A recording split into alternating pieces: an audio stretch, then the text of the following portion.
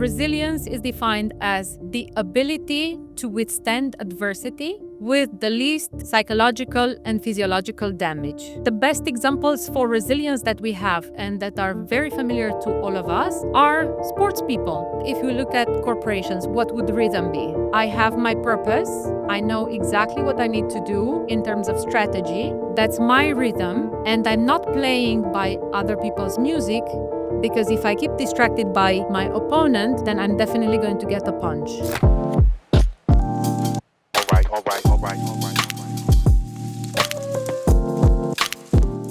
Andrea, welcome to Meirc Speaker's Corner.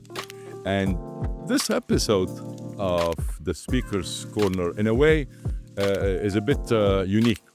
You'll be the first female, addressing a topic that is also very unique nowadays.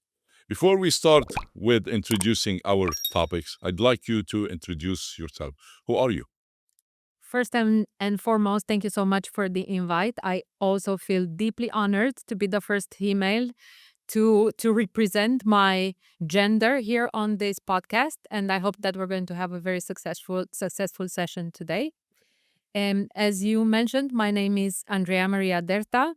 I'm primarily a consultant, and I'm very proud and happy about that, because I think that consulting sometimes gets a bad reputation, but consultants can actually support organizations and, on a personal level, people to develop their resilience. Then I'm a business coach, and at the same time, I'm also an entrepreneur. Okay. The topic we're going to discuss today, resilience. It's, if you want to call it, it's becoming a trendy. Yes. Few keywords here and there are becoming trendy. One of those words, if you want, is resilience. Yes. What is it? So it's true that it's becoming very trendy, and this is largely driven by the government. So Dubai has launched a Dubai Resilience Strategy, a Dubai Resilience Center. Then Abu Dhabi has as one of its objectives to increase the resilience of its economy. So it's definitely a hot topic here in the region. I think that, so before I'll give you the definition, I think that it's also very, very important, because we see increasing percentages of people with anxiety. So anxiety is a good indication of not having resilience. And we're talking about clinical anxiety that affects proportionally more women than men, actually. So there's definitely something that we need to work on. But of course, in order for us to work on this, we need to understand what it is.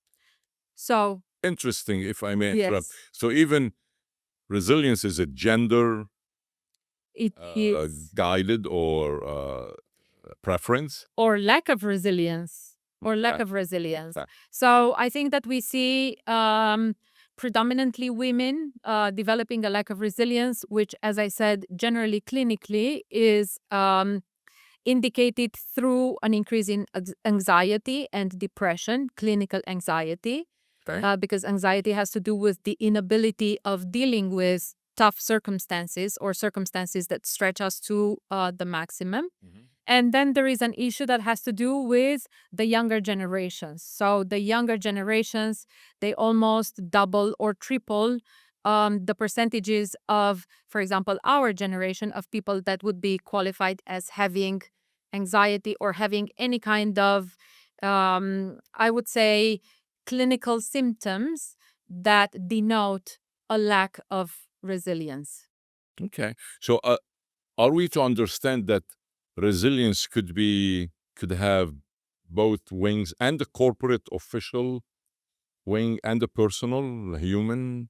Definitely. So let's first look at what resilience actually is. Okay. So resilience is defined as the ability to withstand adversity, sometimes by adapting. Some definitions have it by adapting. Some other definitions remove this from their statements, with the the objective of coming out on the other side with the least psychological and physiological damage.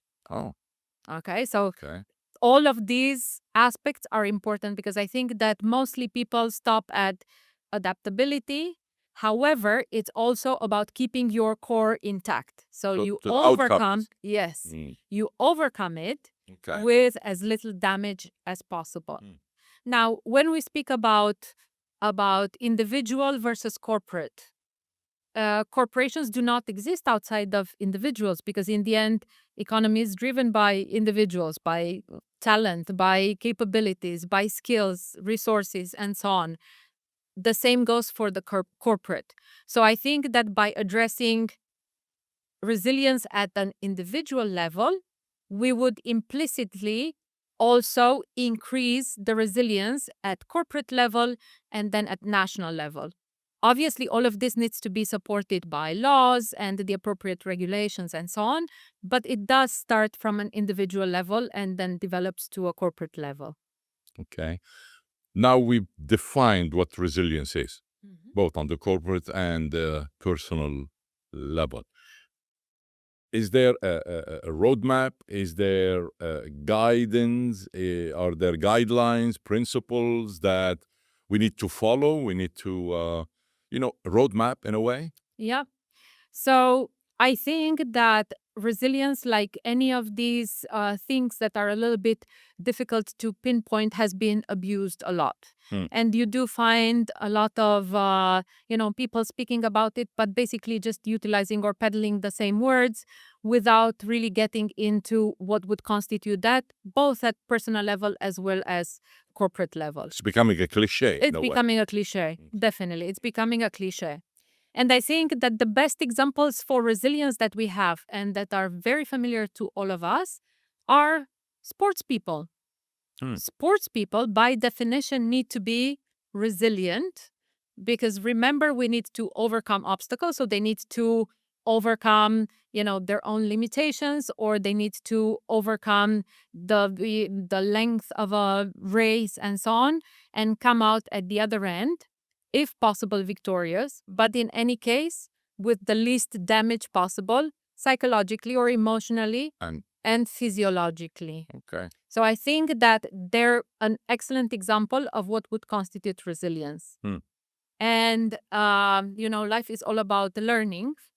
So these particular 5 principles that I would like to talk about are principles taken from combat sports.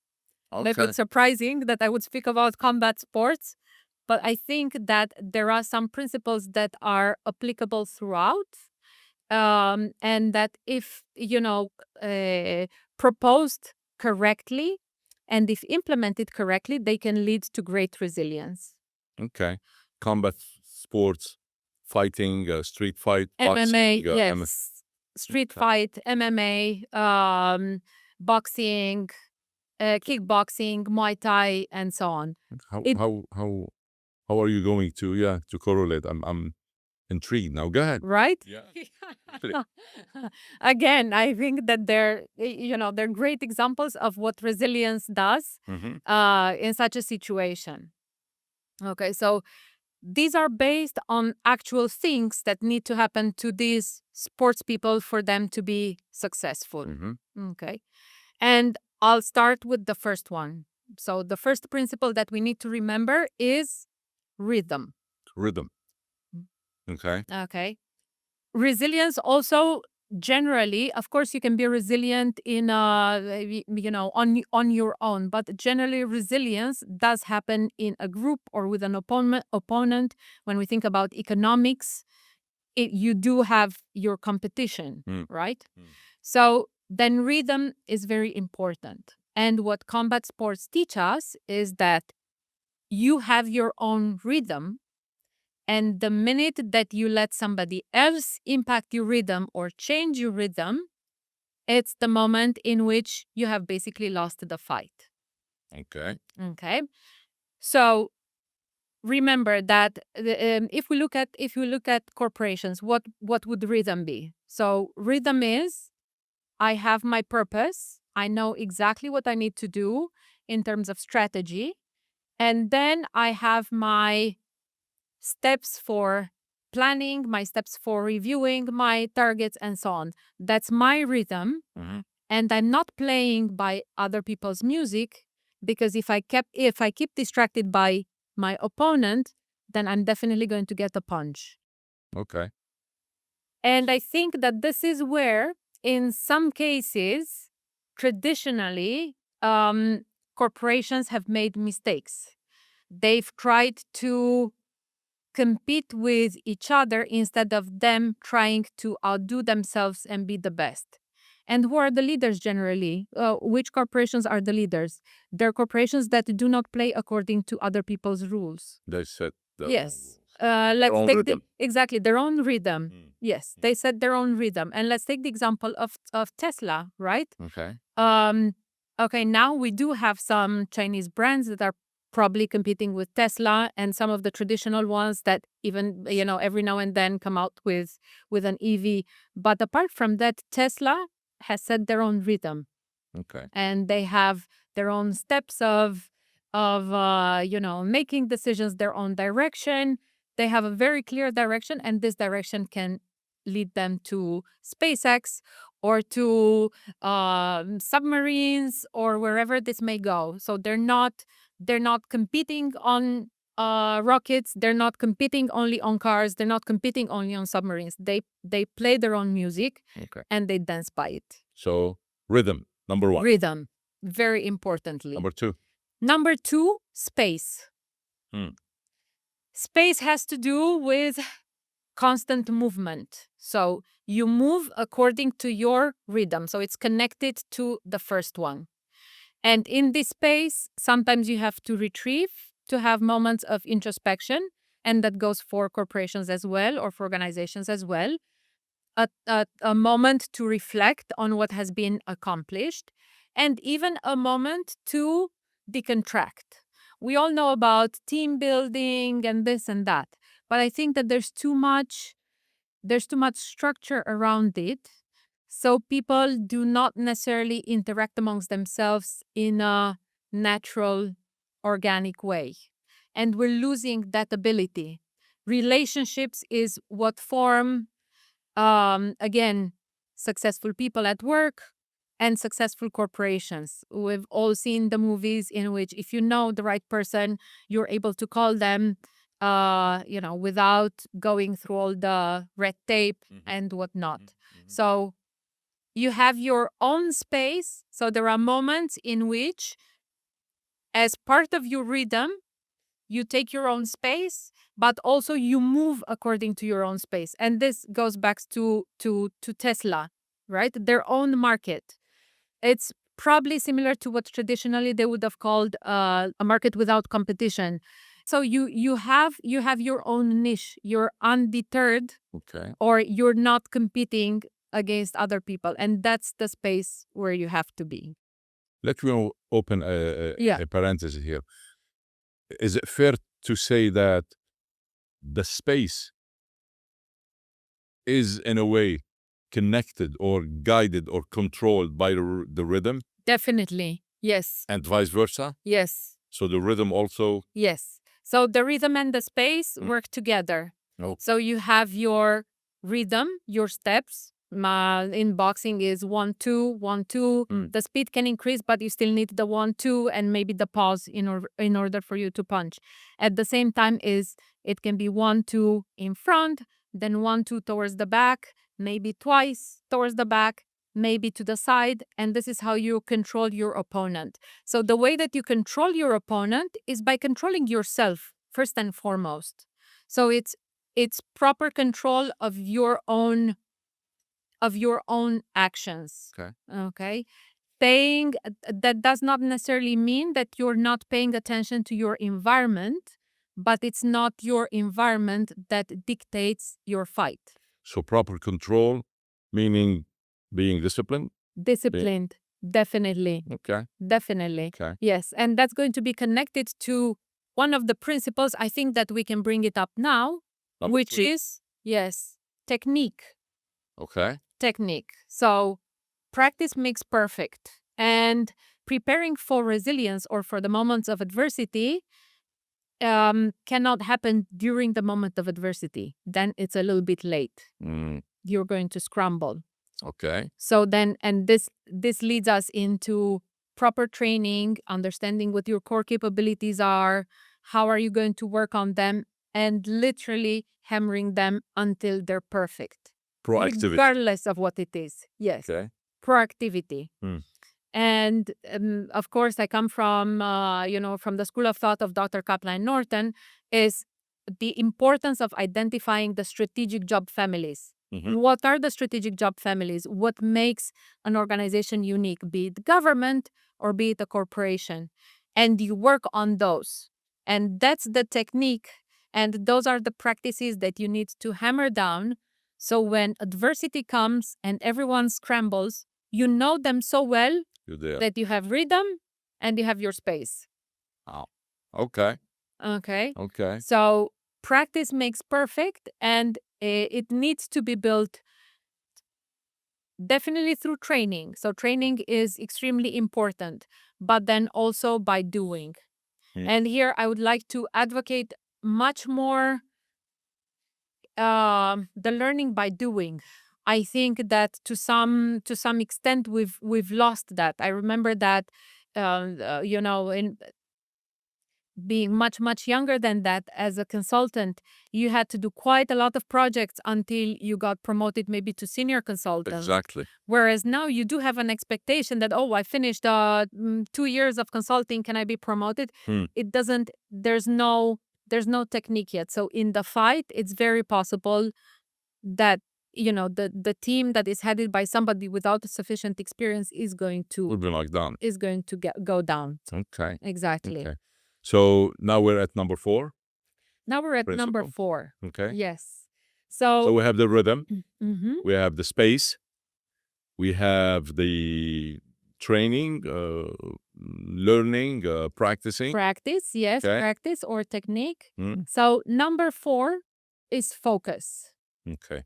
is ability to focus. So all good sports people will speak, and this is very well studied by neuroscience, will speak about the moment of the fight when everything goes silent. It's like And all of a the sudden, bubble. exactly, it's the typical that we hear in the movies, in which maybe we just hear the heartbeat and all the images around, or we see the opponent sweat. Hmm. So that's the ability to focus. Okay. And the ability to focus, again, is extremely important. And I think that it has been lost a lot. So due to social media, I love social media, but the constant distractions. I don't know whether you remember the BBM. You remember the BBMs before with the pings. Oh, of course. It was exactly Yeah. a Okay. great source of Mm. a great source of stress And distraction. and distraction. Okay. Distraction. And here there's a practice that I actually like, comes from coaching. Mm. And for sure, you know about positive intelligence and Dr. Shehzad, that has when you feel distracted, you need to ground yourself. So it's very simple grounding exercises. You can either do it with by pressing 2 fingers together, or by grounding yourself on the ground, Right. literally a couple of seconds, in which you just think about this or about your other grounding point. So then you're ready to really, really focus on a problem. Wow. And again, this is crucial for resilience, because when the moment comes, you need to know what's important and what is not important. And my mom always used to tell me that if you want to direct the orchestra, your back is towards the audience. Okay. Okay, so the director, he faces his own orchestra, not the audience. Okay. And that's, I think, that the That's perfect image of focus. Focusing. Yes, that's the Interesting. perfect image of focus. Yes, they're going to probably applaud, but they're going to applaud when I finished my rhythm and after I've created my space, and after I've demonstrated my technique. But for the time being, my focus is nailing my technique, nailing my rhythm, and not being distracted by so many things. I see that a lot in organizations. So they set out with a strategy, and after 1 year, oh, there's a new trend. There's a new trend. Let's We follow. need to do something with the strategy. No, it does not mean, unless there's another COVID or Black Swan event, strategies do not need to be fiddled with so much. Your direction still stands. And again, I would refer to Tesla. The direction still stands. However, you're adjusting small things. You're coming up with I don't know, a special model for just ladies, or you create, You can tweak it a you bit. tweak it, Yeah, but not your direction overall. stays. Okay. Your direction Okay. stays. Hmm. Okay. Okay. So now we're at, I'm counting, the fifth The fifth. principle. Okay. So we talked, let's repeat one more time. The rhythm, Yes. the space, Mm-hmm. the practice, Yes. the focusing, Yes. and Okay. This might come as a surprise. Pain. pain. Yes. Pain as in Pain suffering. is, yes. Pain is a vilified word. However, Okay. we forget about the fact that pain is quite often, half of the time, used in the context of growth. We have the growing pains of a teenager that is starting to have his limbs elongated, and that's all good. If he doesn't have those growing pains, that means that there's something wrong with the body, right? We forget about the pain that is necessary for us to grow our muscles in normal activities. In the same way, when we want to grow our capacities, our intellectual capacities, it's still effort and pain. The pain to be born. The pain to be Yeah. born. Yes. Yes. Okay. Okay. Interesting. So the ability to feel pain, but not get distracted by it. Because again, we're in our rhythm. So one of the first things that you will know, or they tell you in the combat sports, is for sure you're going to get punched. Even if you're Muhammad Ali, you're going to get punched. The problem is for that punch not to surprise you. So you mentalize yourself during practice, or you get the feeling of how it might hurt, That you're going to get hit. that you're going to get hit. Yes. And then you need to have the ability to overcome that pain, absorb, and stay in your rhythm. And through it, grow. Because remember, you need to keep intact your core, right? Okay. So pain is definitely going to come, and it cannot paralyze you. And the pain is actually, it's almost like the trigger for resilience. Which will start the resilience Exactly. for you to be able to work, to adapt. Exactly. Yes. So the pain is probably almost like the trigger. the trigger. Yes. It almost like the shotgun, and you feel the impact. The important thing is for you to be in your rhythm, in your focus, in your space, to know your technique well, so then it doesn't surprise you. It makes you grow, makes you adapt. This is when you need to adapt, still within your rhythm and with your technique, because by now you've nailed it. Interesting. But you just absorb it, you come out at the other end in full control, hopefully, of your core, of your capabilities, and then obviously much stronger psychologically and physiologically if we're talking about an individual. But these are generally connected, right? Because stress in an organization translates into an individual, or a crisis in an organization Right. is directly correlated to the stress of the individuals that work in that organization. So is there a sequence to those guidelines? No, I think that they can be. Sequence, priorities? No, I think that I actually think, okay, yes. So priority number one is, I would say, rhythm and technique. Your rhythm and your practice.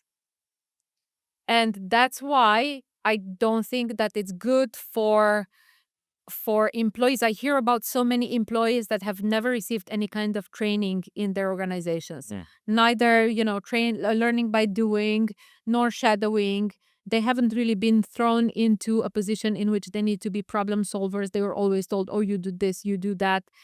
And that is a killer. That is a killer for the organizations, because then they're not used to the rhythm and they're not used to developing a technique. Okay. And I think that these are key, because with them it comes, your ability to create space and also your ability to focus. Whenever we're in the development of or growing our capability or our practice of doing things, that does require focus. And although in the beginning it might be a little bit limited, in time we do. Absolutely. Yes, it increases. Yeah, we increase our ability to focus. Okay. Yeah. We still have couple of minutes. I'd like to, that may need another podcast of another half hour. When we talk about resilience, for Yes. some reason, Yes. the way I see it, we're always looking at it from the positive angle. Yes. In my opinion, my humble opinion, it's a double-edged sword, because if you get adapted to something Yes. that is less than when you need to be, Yes. and then the next crisis you get more adapted, you do more. Is this positive? So this goes back to having rhythm and having a strategy and the vision and the purpose that shouldn't change. So this is where you need to keep your rhythm, Yes. adapt to a certain extent, but don't go below. Yes. So you're adapting in terms of maybe your techniques, you're adapting in the way in which maybe you're creating the space around you, but you do not go below. And there's never, that's I think, another fallacy that needs to be brought up here. There's always this impression that you need to always 100% fulfill your strategy. No, we're always talking about big, hairy, audacious goals. So your goal needs to be much, much bigger than what you aim to achieve, so that you would achieve at least 50% of that. And by 50%, it's going to be much, much better than what you had before. Because again, I think that, yes, we are competing in a market, we are competing against other, but as long as you're doing your best as an organization and as an individual, then definitely there's a space in the market. Wow.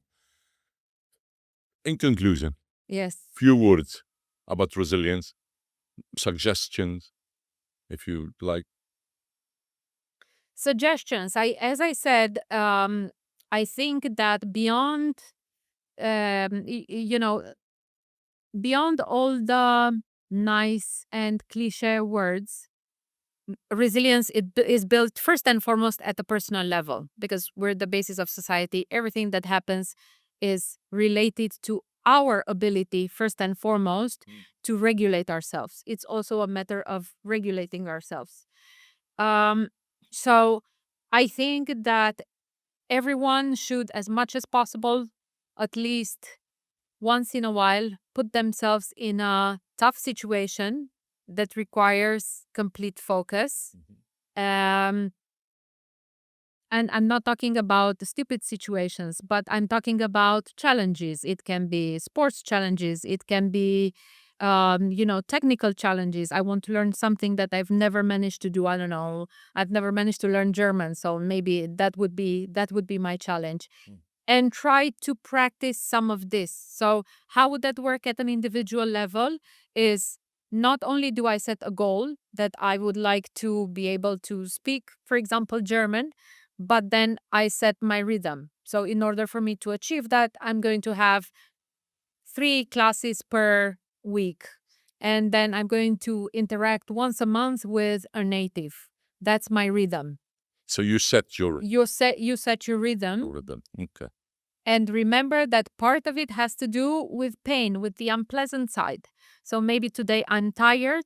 However, my rhythm is there and I'm not allowed to break it. The minute that I break it, I'll break my my ability to become a little bit more resilient. So it literally starts with small things that in the past came much more natural to our grandparents and our parents. But to us, just because we live such a comfortable life, it's much more difficult Really? to, yes, Okay. yes. No pain, no gain. No pain and no gain. Exactly. Exactly. All right. No pain and no Well, gain. Andrea, conversing with you is always a pleasure. And now you're motivating me to take up boxing, or to just set whatever it's we've talked about into real life. I really appreciate your time. I thank you for all the information that you've shared with us. And hopefully we'll meet again on another podcast with Meirc. Thank you so much. It's been a pleasure. Thank you, dear. Thank you. Thanks. All right.